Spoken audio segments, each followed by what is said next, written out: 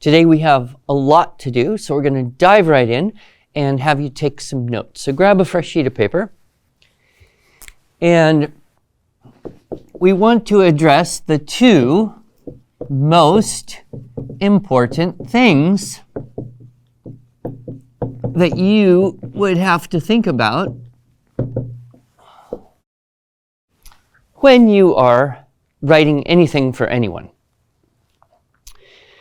Now, it's a little bit of a conundrum here because most would be a superlative meaning the most.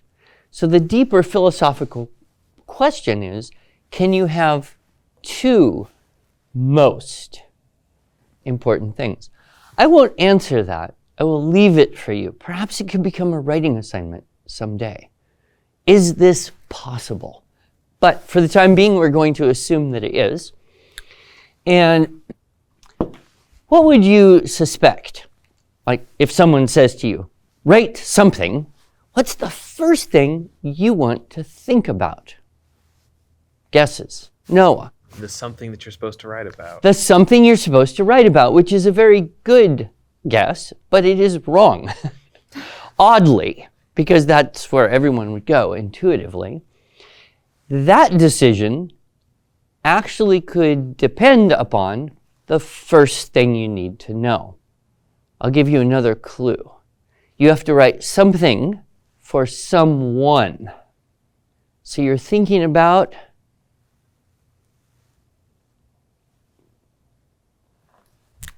audience. This is so critically important because it affects every other decision that you make, including what to write about. So, who is your audience when you're writing? Now that will vary, and it will change more as you gain more opportunity and experience and other teachers. If you are homeschool, what's your primary audience most of the time? Parents. Your parents, mom or dad, whoever's going to read the thing you wrote. If you take a class at a high school or a junior college or a college or university, then who's your audience? The professor. The person who's going to grade the paper. Yes. If you were to go in and say take a timed test, like a CLEP test or what they used to do on the SAT, it's part of a test. Who's going to read that one? You gotta know this kind of, you gotta think about it. Who's gonna read? You do a test, you write an essay, you turn it in. Who reads it? Nathan? The person grading the paper. The person grading the paper. And you would want to learn more about that, right? Now, of course, if I'm grading your paper, you have a slight advantage because you know me a little bit, right? If you have a new teacher and you don't know anything about that teacher, you'd want to try to find out more.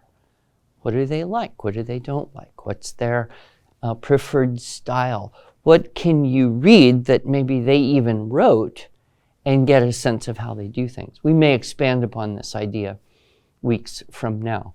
But keep this in mind, audience. Now, once you finish school, you would supposedly start adulting. Imagine yourself all grown up, right?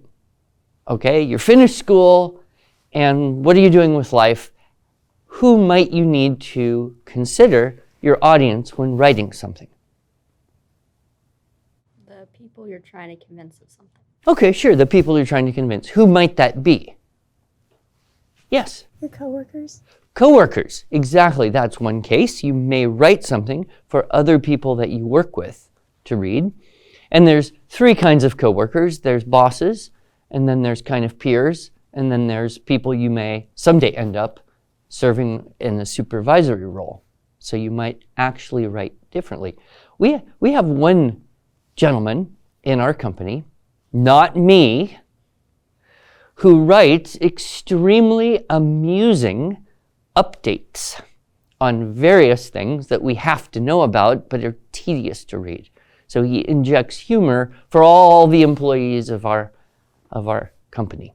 So that's kind of fun. Some of you may say someday, oh, I'd like to write a blog. I've learned about horse therapy, or I've studied health and nutrition, or I have good tips for how to keep your 6-month-old baby intellectually stimulated. Whatever you learn, you might like to share that. And of course, popular ways would be blogs, sometimes magazine articles, things like that. And you may or may not, depending, get a job that requires you write for the public or for customers. This is critical though. In my world, I don't really, as you may know, I don't like writing all that much. It's time-consuming and somewhat painful, and sometimes people have to force me to do it. Is anyone in that category? I like having written stuff, but my audiences are mostly just either school teachers or homeschool parents. That's who I'm thinking about when I write. And so that would affect the way I say things. It might even affect the subject matter I would choose for an article. And of course, it could affect the vocabulary, the examples that I would use, the content. So you always want to know that, and the more information you have, the better everything else goes. All right. The second thing you would like to know, and I will give you the hint, this is actually before you would know your subject per se. Before you would decide exactly what you're writing about, you want to know this second factor. Grant? How long? How long? Yes. Length. Length is critical because length gives you the most important thing you want to know as you start planning anything you're writing, because the length will give you a structure. And so that is very, very critical to know. Now, in terms of length, what are some of the ways you may have received assignments in terms of length? Grant? How many words are supposed to be? Okay, number of words. That's fairly common. You see that oftentimes in all the way from elementary school to college application essays, contests. If you enter a essay or story writing contest, usually the mandate is a range of words. So, Nathan? Number of pages. Number of pages, yes. That is probably the more common in high school and college classes. There are a few other ways of knowing length you may have bumped into. I hope not. This one is particularly bad, in my opinion. Number of characters. Number of characters. Has anyone ever received an assignment and 5,000? You have, Noah? How long was it? It was about 5,000 or so. 5,000? All right. There's another one that is actually worse than this. And this would be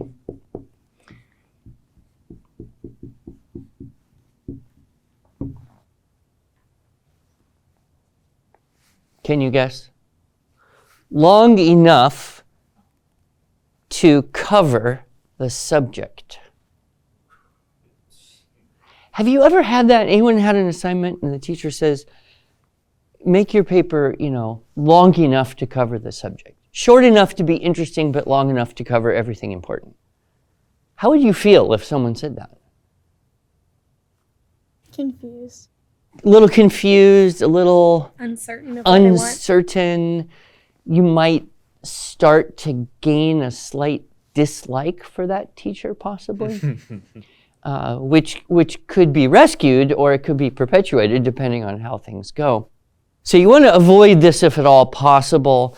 And if you get stuck in a class and someone says, make it long enough to cover the subject or something like that, you want to go back and try to spy on them a little bit more, see if you could find a paper from a student that used to be in their class, and then just count the words and figure it out from there.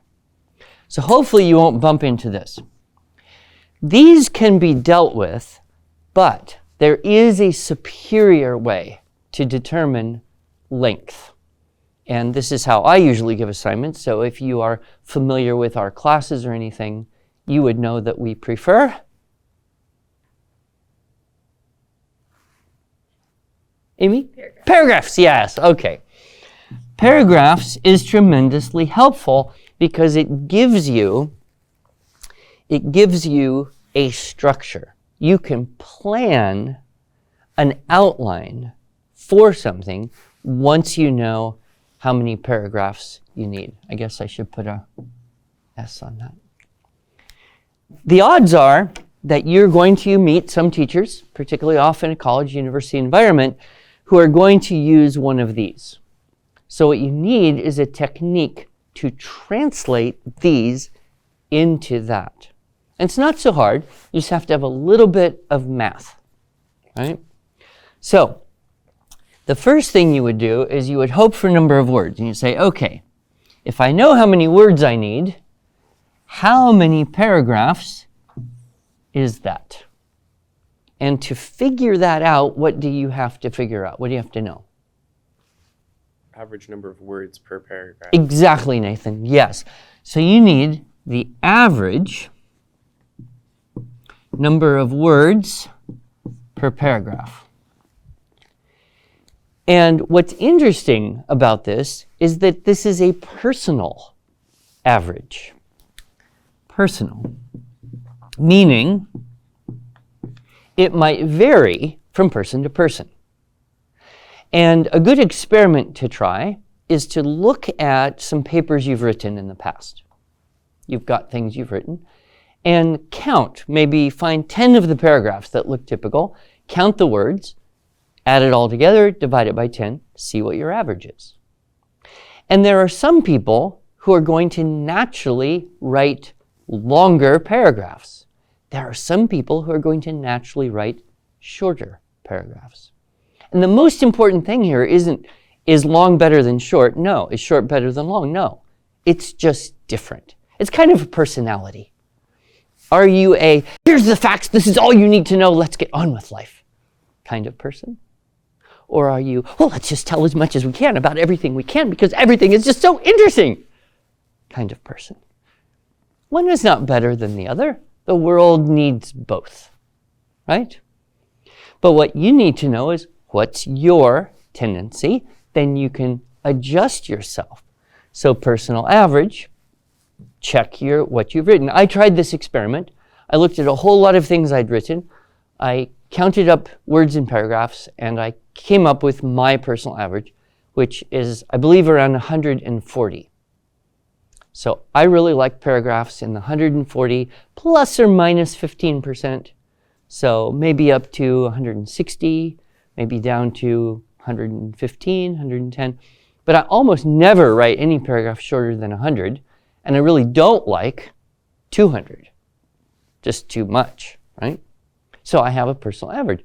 And that might change as you continue to grow and develop and move into different areas. So that's what you need to know. So if someone said to me, Andrew, you have to write a paper for this class. Okay, I know the audience. How long is it? If they said 1,000 words, okay, what would I do? Divide by 140, which is my personal average, and I get 7 is pretty darn close. But we could say, depending, 7 to 8. Now that I know that, everything becomes easier in terms of planning. All right, how about pages? If someone says, write a certain number of pages, what do you have to know? Caleb? How many paragraphs fill up a page? Yeah, how many paragraphs fill a page? There's one little element you need to know before you jump to that step, and that would be what they call the style guide. And it's not the word style in the same sense that we always use it in terms of stylistic techniques in writing. They're just talking about what font, what size, what margins, what spacing. So usually you take a class, and tell me, Allie, if you've had a class where they say something like this: Times Roman, 12-point, Microsoft Word, default margins, double space, MLA format. Yes. Yeah, so then you're like, okay, I can do that. I can figure out what is Times Roman and what is 12-point and what is double space and what is Microsoft Word default margins and what is MLA. Then you translate this into that. Now to do that one, oh, math experts, what do you need to know? Words per page. Words per page. All right. Okay, now that is not a personal average. That's based on the style guide, right?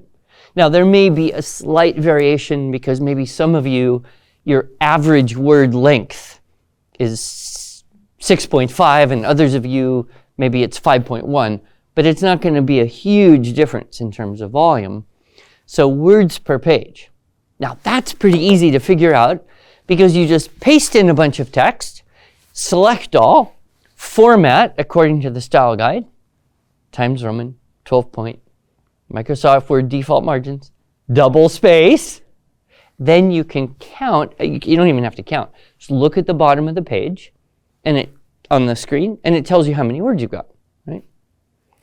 Okay, so that's not going to be a personal average, but let's say, going back to my math, let's say that someone says to me that I have to write a 5-page paper. That's my assignment. So how do I do the math, right? Well, I would say, okay, so words per page, I paste in a bunch of text, and I just happen to know that if it's Times Roman, 12-point, Microsoft Word default margins, double space, it's approximately 250, right? So I would say, okay, 5 times 250. How much is that? Okay, math people, this is your chance. 1,250. Excellent, 1,250. Good math there. Okay, so now what's the next step? I have to divide that, Noah? Into number of paragraphs. So by 140, which is your average. My personal average, which would be 140. Okay, that's a little bit harder of a problem. Leah? Between 8 and 9. 8 and 9. Okay, so I need 8 to 9 paragraphs. Now I can think. And now I could almost say, is this something I like and know a lot about? Maybe I'll go for 8 because I have more to say. Is this something I'm going to have to really scrounge to come up with content? I might go with 9 because I need to collect up more information. But this gives you the target. This one also can be translated into words. And here you need to know what? Noah? Your average word length. Average word length. This is possibly the most useful thing that I know that you could take off to college. And as soon as someone starts giving you assignments, if you can get it to number of paragraphs, everything is easier. If you're stuck over here, you fall into the pitfalls. That's why. They're pitfalls. You fall into them. The pitfall here is you start writing, and then you look and see how much you've got, and you say, uh-oh, I need more. So you keep writing. Or in Noah's case, he writes for a while, looks at the number of words, says, uh-oh, time to cut content. Either way, you may be creating unnecessary stress for yourself. If you have the target paragraphs, you can shrink it down. If you type pages, okay, then you have to resist the temptation to change any of those style guides. All right, any question about any of that? Okay, put a big star on the top of this page and say, most important page I ever wrote. No, you don't have to do that, but I guarantee you it will be helpful.